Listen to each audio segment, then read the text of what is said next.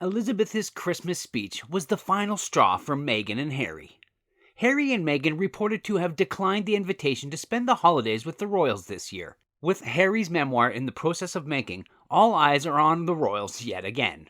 According to the publishing house Random House, the book, which is about to be released in the weeks to come, is eagerly anticipated by the media and the wide public.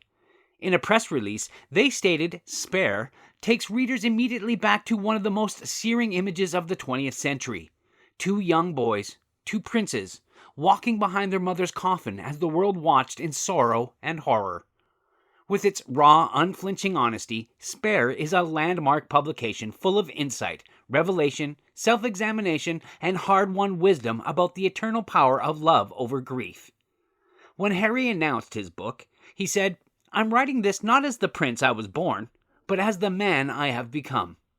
I've worn many hats over the years, both literally and figuratively, and my hope is that in telling my story, the highs and lows, the mistakes, the lessons learned, I can help show that no matter where we come from, we have more in common than we think. I am deeply grateful for the opportunity to share what I've learned over the course of my life so far, and excited for people to read a first-hand account of my life that's accurate and wholly truthful."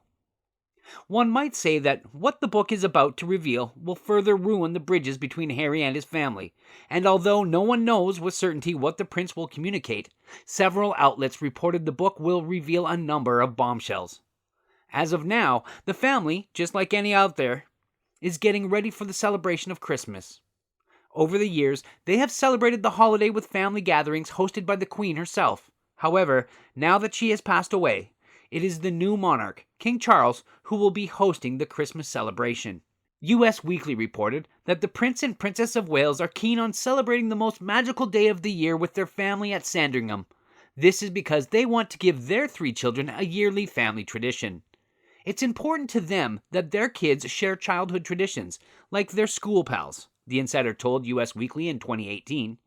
They're going all out to make it extra special. They, however, would certainly attend the formal dinner on Christmas Eve, often including Norfolk shrimp and lamb. The morning, as per tradition, is reserved for a classic English breakfast consisting of eggs, sausages, bacon, and beans. Following the traditional visit to St. Mary Magdalene Church, the royals have their Christmas lunch, the main course of which is a roast turkey. As mentioned before, this year's celebration will be hosted by King Charles. At the same time, after 70 years, he would give the annual speech for the first time ever as king. And as the public is eager to tune in, royal experts believe that Harry and Meghan won't be among those who would listen to what the king has to say, as they have already allegedly declined the invitation to spend Christmas with the royal family. Another reason would be that, according to experts, it was such a speech delivered by the Queen in 2019 that was the final straw which made the Sussexes step down from their royal duties. When the Queen addressed the nation during the speech in question, there were plenty of photos of each member of the family in the background, but not Meghan's or Harry's.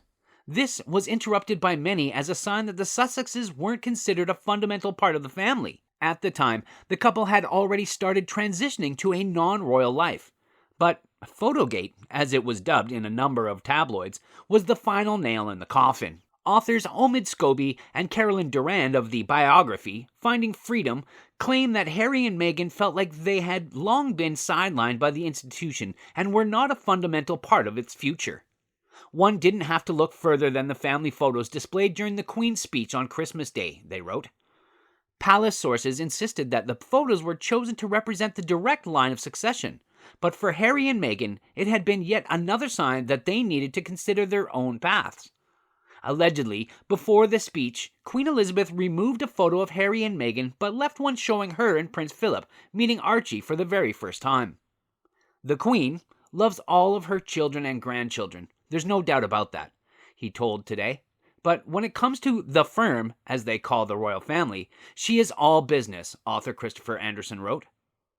That is why she wouldn't allow Harry and Meghan to remain as kind of part-time royals on the terms that they wanted. Thank you for watching.